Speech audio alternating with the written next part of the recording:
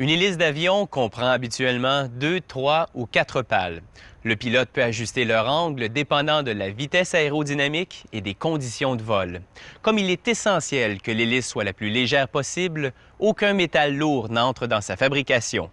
Les pales et le moyeu sont faits d'aluminium qui résiste à la corrosion et à la fatigue du métal et qui respecte les normes de l'industrie aérospatiale.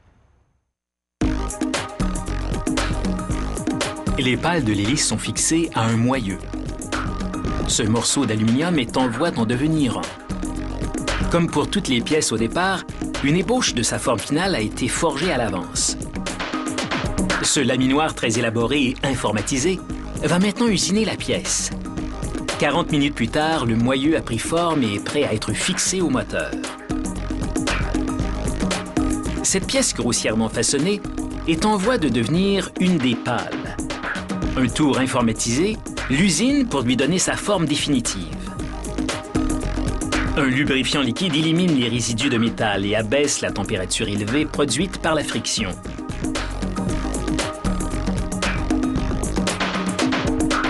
Le tour façonne d'abord la tige, soit l'extrémité de la pale qui est insérée dans le moyeu.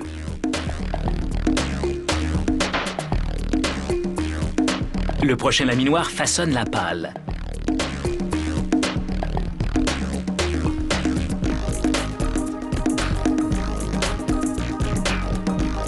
La finition est effectuée à la main car il nécessite un œil de lynx.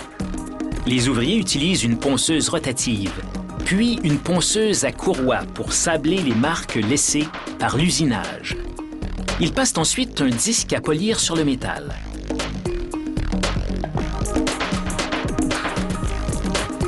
Ils nettoient les pales en les trempant dans un puissant détergent. Et cette solution acide élimine la saleté, l'huile et la graisse qui se trouvent sur la surface du métal.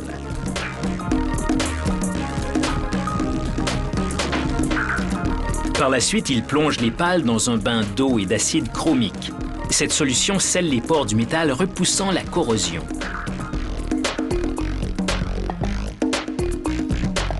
L'usine vérifie toutes les pièces cruciales afin de déceler les défauts de la surface. Pour ce faire, les ouvriers trempent ces pièces dans une solution fluorescente qui s'infiltre dans toute imperfection. Une fois rincée, la pièce est inspectée à la lumière noire. Une lueur bleue signifie que la pièce est parfaite. Toute imperfection émet une brillante lueur verte. Selon le type de problème, la pièce défectueuse est soit réparée, soit retirée de la chaîne de production. Les pales approuvées passent à l'atelier de peinture. L'arrière de la pale recevra une couche de peinture noire, tandis que des lignes de sécurité seront tracées sur l'avant pour rendre les pales visibles lorsqu'elles sont en rotation. Vient ensuite le tablier autodégivreur, soit un élément chauffant enrobé de caoutchouc qui prévient l'accumulation de glace. Le caoutchouc est très durable, mais assez souple pour épouser la courbe de la pale.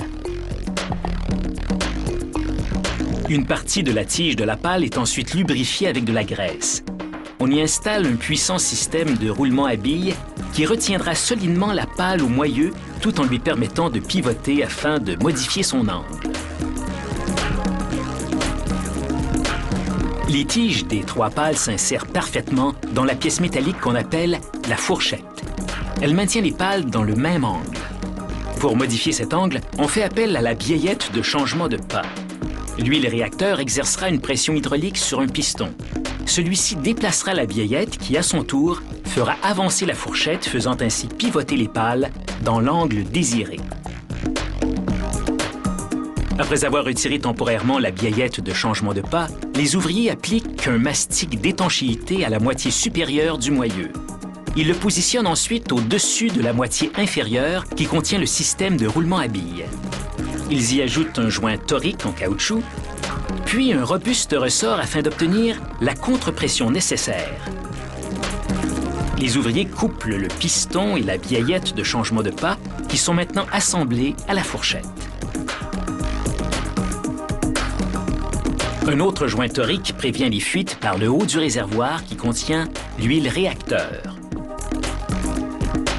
On utilise un outil spécial pour coupler le réservoir au moyeu. L'assemblage est complété et l'hélice est prête à prendre son envol.